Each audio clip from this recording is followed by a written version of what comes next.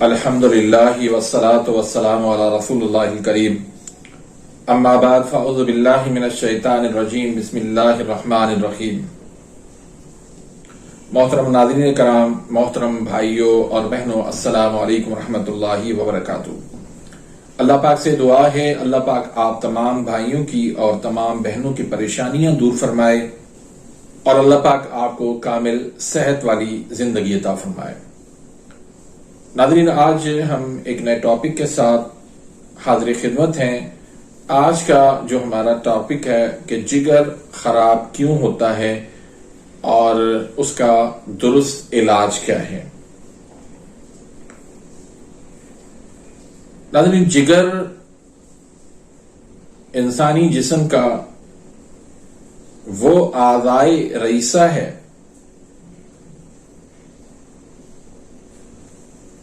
جو سمجھے کہ ہمارا جو اندرونی سسٹم ہے اس میں ایک فیکٹری کا کام کرتا ہے۔ جگر جس کا ٹھیک ہو تو وہ بہت لمبی عمر پاتا ہے، اور جگر جس کا خراب ہو جائے تو اس کا بڑی مشکل سے اس کا علاج ہوتا ہے۔ ناممکن نہیں ہے، لا علاج نہیں ہے، علاج ہو جاتا ہے لیکن اس کے اسٹیج ہوتے ہیں۔ میں پچھلی ویڈیوز کے اندر آپ بھائیوں تک یہ بات پہنچا چکا ہوں کہ جب جگر خراب ہو جاتا ہے اس کا سب سے پہلا جو اسٹیج ہوتا ہے وہ ہوتا ہے فیٹی لیور کا۔ جگر کی خرابی فیٹی لیور سے شروع ہوتی ہے۔ اب بدقسمتی سے فیٹی لیور کا میڈیکل کے اندر کوئی باقاعدہ علاج نہیں ہے اور اس کو باقاعدہ مرض تسلیم ہی نہیں کیا جاتا۔ جب بنیادی طور پہ اس کو مرض تسلیم ہی نہیں کیا جاتا، اس کا علاج کیا ہی نہیں جاتا، مرض جو ہے وہ آہستہ آہستہ آگے بڑھنے لگ جاتا ہے۔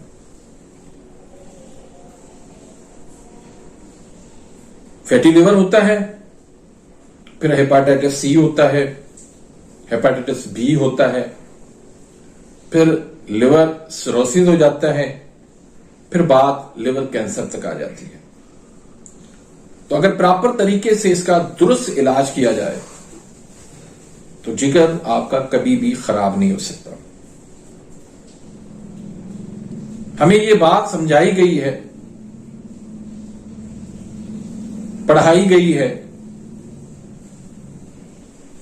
کہ جگر جو ہے وہ حرارت کی زیادتی سے خراب ہوتا ہے۔ جگر جو ہے وہ گرمی سے خراب ہوتا ہے۔ حالانکہ جگر جو اس کی خرابی کی جو اصل وجہ ہے وہ ہے سودا، تیزابیت۔ یہ تیزابیت جو ہے وہ جگر کو بالکل گلا دیتی ہے۔ جب اس کو کنٹرول کیا جائے تو جگر کبھی خراب نہیں ہو سکتا، لیکن جب سودا بڑھتے بڑھتے بات جو ہے وہ ہیپاٹائٹس، لیور سیروسس اور لیور کینسر تک آ جائے، پھر ایک قابل حکیم ہی اس کا علاج کر سکتا ہے۔ پھر یہ معمولی مسئلہ نہیں ہے،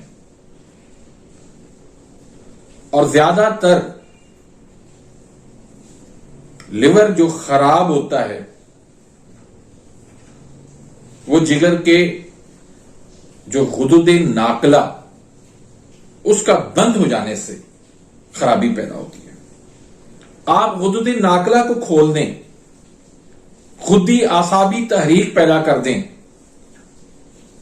تو اللہ کی فضل کرم سے جگر وہ نئے طریقے سے جگر وہ جو ہے وہ نئے سرے سے کام کرنا شروع کر دیتا ہے۔ اس کا سودا جو ہے وہ خارج ہو جاتا ہے، اس کی تیزابیت جو ہے وہ ختم ہو جاتی ہے،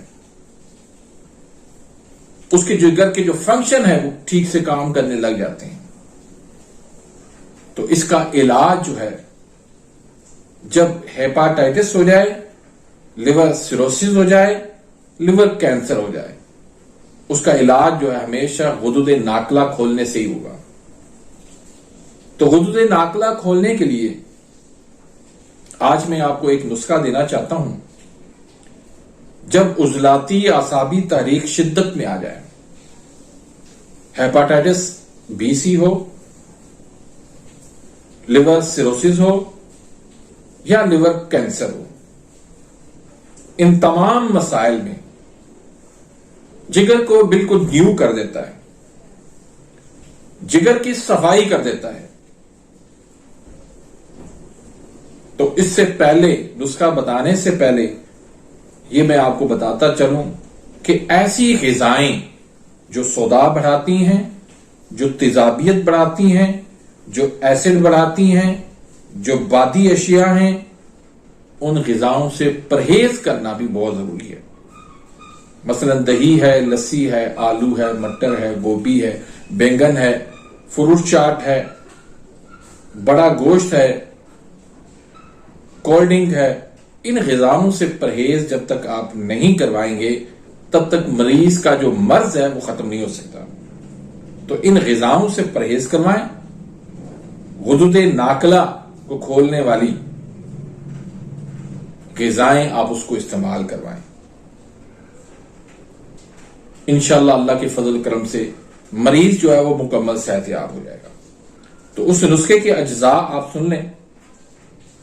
اس میں سونٹ ہے 4 تولہ، ریون چینی ہے 4 تولہ، نوشادر ٹھکری ہے 4 تولہ، تخم کاسنی ہے 4 تولہ،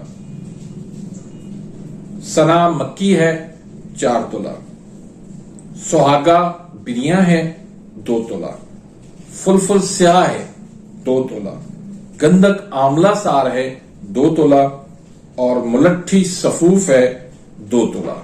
تو ان تمام چیزوں کو صاف کر کے اچھی طرح سے ان کی صفائی کر کے ان کو آپ الگ الگ پیس لیں، پھر ان کو آپس میں ملا لیں تو یہ ایک بہترین صفوف بن جائے گا.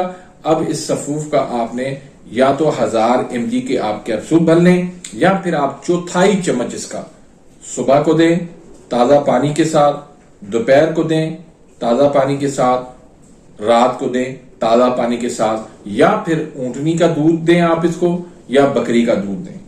جگر کے مریضوں کے لیے اونٹنی کے دودھ سے زیادہ اچھی چیز کوئی نہیں ہے.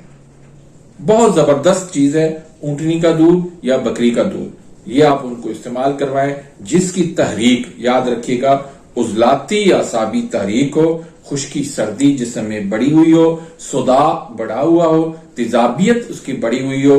ایسے مریضوں کو آپ یہ نسخہ اکسیر جگر کا استعمال کروائیں. دوسری ادویات کے ساتھ بھی اس کو استعمال کروا سکتے ہیں.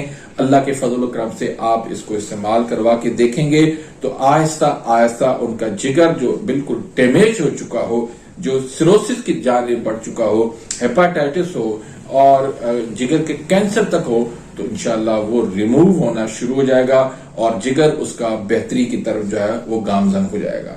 تو امید کرتا ہوں کہ آج کی اس ویڈیو سے آپ مستفید ہوئے ہوں گے. ملتے ہیں انشاءاللہ نیکسٹ ویڈیو میں، تب تک کے لیے اجازت، اللہ حافظ.